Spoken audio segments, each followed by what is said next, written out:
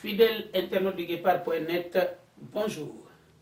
Une nouvelle fois, nous avons Dr Abdoul Baldé pour invité.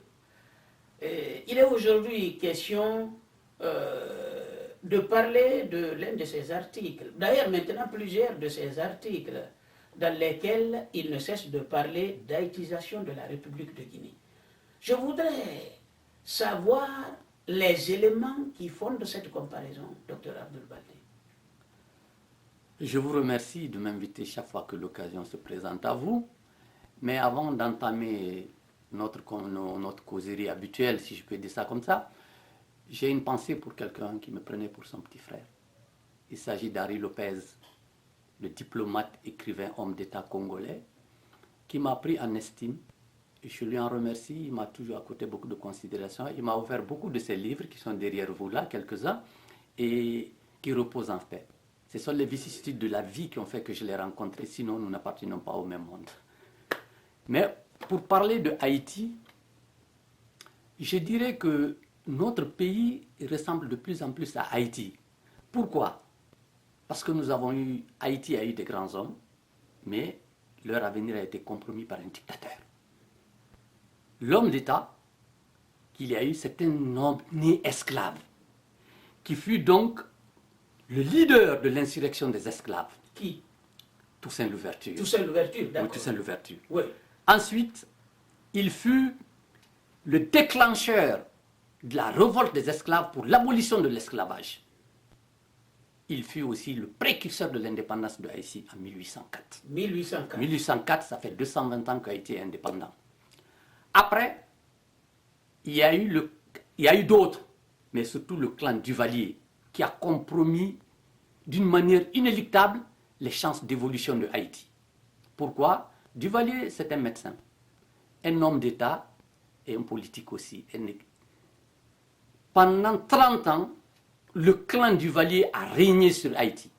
Au tout début, les Duvalier ont créé leur milice, qu'on appelle les tontons macoutes. J'en ai parlé quelquefois dans mes articles, qui sèment la terreur et la désolation pour le clan Duvalier. Après Duvalier, à sa mort, son fils a pris le relais. Mais les Haïtiens ne se laissant pas faire, il y a eu une succession de coups d'État. Il a été obligé de s'exiler. Les tontons macoutes ont donc occupé tout ce qui était stratégique dans l'île. De sorte qu'aujourd'hui, à Haïti, l'actualité nous le dit. Regardez dans quel état de décomposition se trouve Haïti. Indépendant depuis près de 220 ans.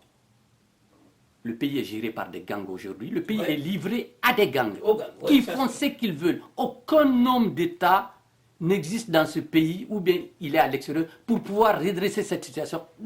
À tel point qu'on veut faire appel à une force d'interposition internationale. Pays indépendant depuis 220 ans. C'est le deuxième d'ailleurs pays indépendant après les États-Unis, en Amérique. Souvent quand je pense à Haïti, je pense au parcours de la Guinée. Je vois une descente aux enfers de ce pays depuis son accession à l'indépendance, sous l'impulsion d'un homme aussi, Sékou Touré, un tyran sanguinaire, qui liquida toute la crème du pays, qui avait aussi ses miliciens. Il a laissé ses miliciens, il en a fait d'ailleurs une armée. Dans l'armée, ces miliciens ont sémé la terreur, la désolation sur l'ensemble du territoire national. Je me rappelle, ces miliciens, c'était des badauds qu'on recrutait dans les quartiers avant, qui disaient aux gens il faut aller aux réunions du parti et tout ça. On ne va pas être trop long là-dessus. Mais lorsqu'on parle de la Guinée, on ne voit que 1958. Mais la Guinée aujourd'hui, après tout le parcours, nous sommes entre les mains d'une milice, d'un gang qui est en train de s'aimer la désolation et la terreur. Je peux vous montrer aussi ici une des actions de ce gang-là. C'est le patron, le CNRD, dirigé par un ancien légionnaire français.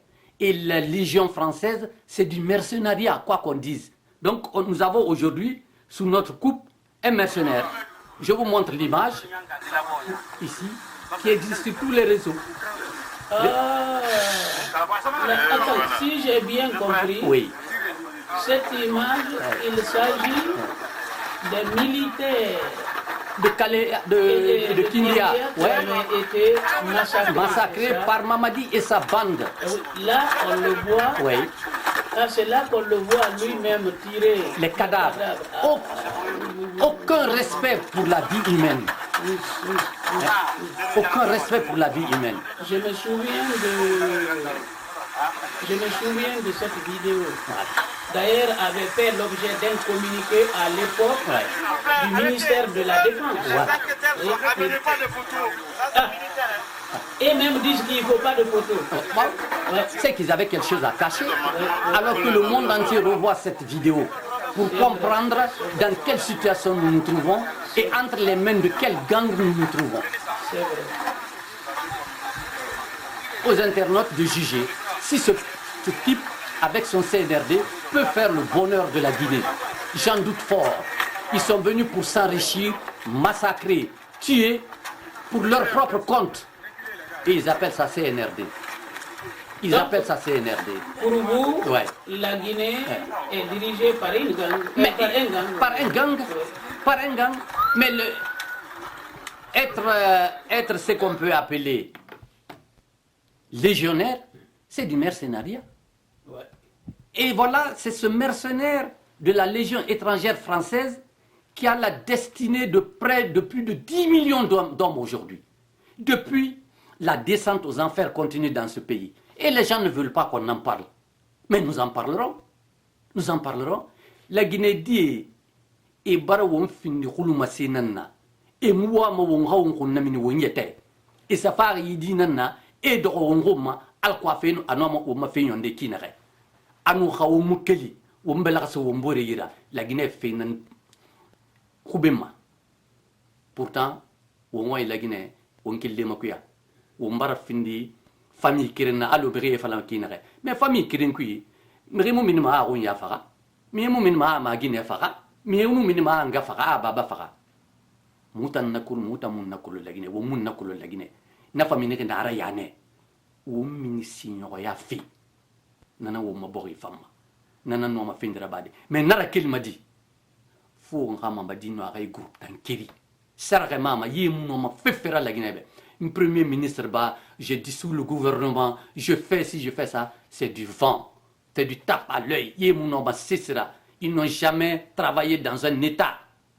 Jamais. La seule chance que nous avons aujourd'hui, c'est un passage obligé. Alors, docteur, si je vous comprends bien, oui. Vous prenez le CNRD comme étant un véritable gang criminel. Ah oui, et qui compromet dangereusement l'avenir de ce pays. On n'avait jamais vu la Guinée dans un tel état de décomposition. Jamais. Ce qui est quand même vrai, oui. que tout le monde peut constater, oui. Il y a quand même une ressemblance entre la situation, le parcours de la République de Guinée oui. et Haïti. Haïti. Parce que nous avons été avec Haïti premiers, oui. mais aujourd'hui nous sommes derniers. Derniers. C'est quand même incroyable. Ça, c'est vrai. Je vais donner un petit exemple. Les Sénégalais viennent d'organiser des élections libres, équitables et transparentes qui font la fierté de toute l'Afrique pratiquement. On en parle au Sénégal. Il y a eu Senghor, quoi qu'on dise. Il y a eu Abdou Diouf. Il y a eu... Macky. Non, Abdoulaye Wade. Abdoulaye Wade, oui. Il y a eu Macky. Et aujourd'hui, il y a une jeune génération. Ouais. En Guinée, nous avons eu Sékou Touré. Nous avons eu Lassana Conté, nous avons eu Dadis, nous avou eu Sekouba Konaté, nous avons eu un leader historique. Alpha Condé, oui. Et ce n'est pas une dégringolade. Oui, c'est une dégringolade. Parce que si les forces spéciales sont aujourd'hui, ils tiennent la Guinée, c'est parce qu'Alpha Condé les a fait venir en Guinée. Il en a fait une des forces spéciales. Mais on ne peut pas faire... En désarmant l'armée. On ne peut pas faire des forces spéciales avec des mercenaires. En désarmant l'armée, de sorte que l'armée aujourd'hui est réduite à sa plus simple expression. Ils sont là, ils n'ont pas d'armes, ils sont livrés à eux-mêmes et de temps en temps, on les humilie. C'est de ça que nous devons sortir. Autrement, c'est le pays qui disparaîtra. Parce qu'on ne peut pas vivre comme ça.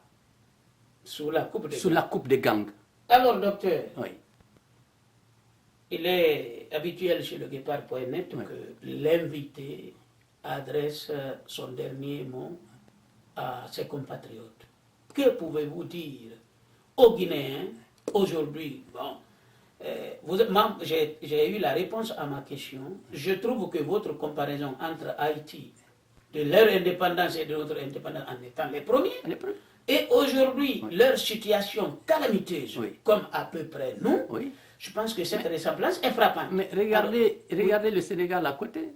Tout le monde est exilé en Guinée, en Côte d'Ivoire ou ailleurs, alors que normalement ce sont ces gens-là qui doivent s'exiler, compte tenu des potentialités minières, économiques que la Guinée aurait pu développer depuis 1958. Mais on s'est mis à tuer, à liquider du Guinéen, parce qu'il fallait massacrer pour paraître grand. Mais Mamadi, qu'est-ce qu'il fait? Il massacre. D'ailleurs, il a dit qu'il suit Sékou Touré. Mais attendez. Il suit Sékou Touré, il massacre. Mais là, c'est dramatique pour la Guinée. Les Guinéens n'ont même pas de quoi manger aujourd'hui. Hein? Oui. Ça, c'est un problème. Les Guinéens n'ont pas de quoi manger. Il n'y a pas d'eau, il n'y a pas d'électricité. Il n'y a pas d'eau. La Guinée est le château d'eau de l'Afrique de l'Ouest. Mais les Guinéens ont soif. Les Guinéens ont soif. Il n'y a pas d'électricité alors que nous avons les cours d'eau, les chutes les plus importantes où on aurait pu construire des barrages. Et les gens nous disent, ouais, on a fait ci, on a fait ça. Mais qu'est-ce qui reste? La réalité, c'est que nous sommes dans l'obscurité. Et on nous amène d'autres bandits pour couper Internet, pour couper tous les réseaux de communication. Il n'y a pas d'électricité. Mais c'est la descente aux enfers qui continue là. De ce fait, qu'avez-vous à dire aux Guinéens? Aux Guinéens, c'est notre pays. On veut nous l'arracher pour installer les bandes comme en Haïti. Elles prennent déjà du devant. Nous ne pouvons pas faire l'économie d'une insurrection généralisée pour affronter ces gens-là même à main nue. Je le dis, on me dira oui, toujours.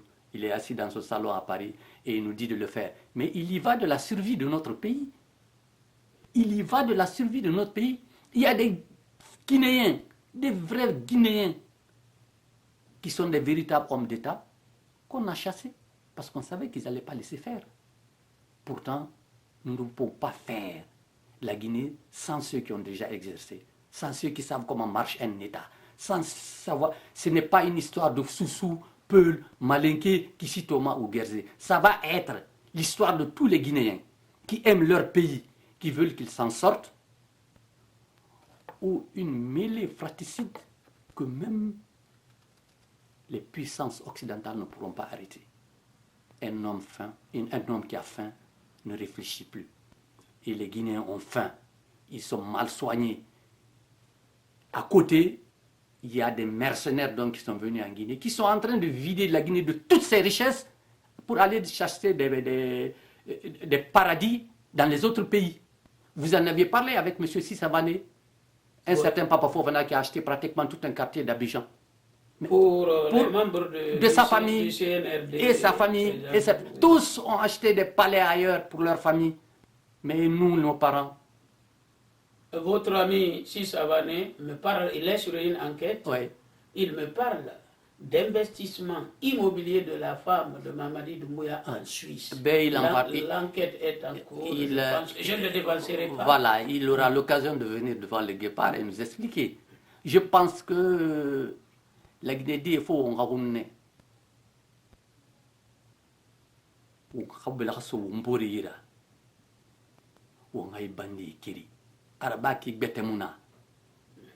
Ils sont dans le cadre où d'ailleurs Régis Debré disait dans sa politique, c'est vrai, de tout temps, la politique de tout temps rend les hommes fous, bêtes et furieux. Je crois que c'est ce qui se passe en Guinée actuellement et à Haïti aussi d'ailleurs. Ils sont devenus bêtes, fous et furieux. Ça, c'est Régis Debré qui le dit. En tout cas, docteur, cette précision, pour moi, est un enseignement. Pendant que vous parlez, je réfléchissais. Je trouve beaucoup de points communs entre Haïti quand même, et malheureusement, et la République de Guinée, mon pays. Et là, ce qui est quand même malheureux. Voilà les deux pays qui ne méritaient pas, qui ne méritent pas leur sort, malheureusement. Donc, je terminerai mes propos par comment dirais-je, les propos d'un Guinéen que le club DLG avait reçu, un certain M. Diallo, j'ai oublié son prénom, qui nous avait fait état comment dirais-je, d'une publication où un enseignant-chercheur, un chercheur en tout cas, avait comparé la même population, mais sur deux États. La même population, une partie est aux États-Unis, l'autre partie est au Mexique. Même population, mais la différence était énorme. Comme quoi, les hommes qui dirigent un pays ont un impact,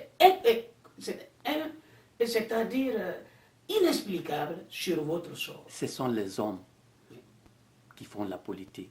Ce sont les hommes et les meilleurs qui peuvent bâtir une nation, un État. Pour l'instant, il n'y en a pas eu en Guinée. Il n'y en a pas eu en Guinée. Aucun de tous ceux qui ont occupé des postes importants en Guinée ne sont ni hommes d'État ni bâtisseurs. Tout est du vent. Tout n'a été que du vent. Des massacres et des massacres et des massacres. Pour tuer, oui, là, ils sont très forts. Voilà. Alors, docteur Abdou Baldé, je pense que nous allons arrêter notre entretien ici. Mais je pense que ça, ce n'est pas une question qui est totalement épuisée. Je pense que nous aurons l'occasion d'aborder cette question sous un autre angle. D'accord. Car cette ressemblance me paraît... Inviter d'autres Guinéens, ils en parleront encore peut-être mieux que moi. Il y a d'autres. Nous avons d'autres invités qui viendront et qui compléteront ou qui ne défendront pas mes thèses. Mais je suis sûr que cette thèse est difficile à combattre. Nous sommes victimes des despotes qui ont géré nos pays. Ouais.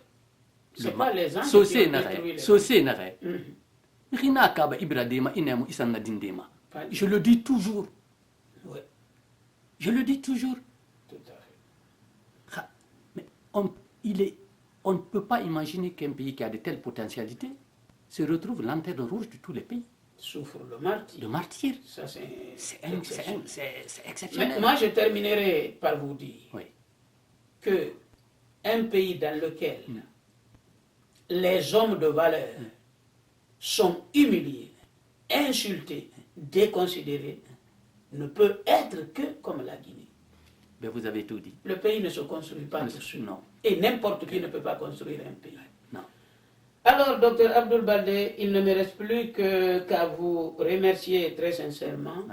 Et préparez-vous parce que sous peu de temps, nous allons encore vous tendre notre micro, si le bon Dieu le veut bien. Tout le plaisir a été pour moi aussi.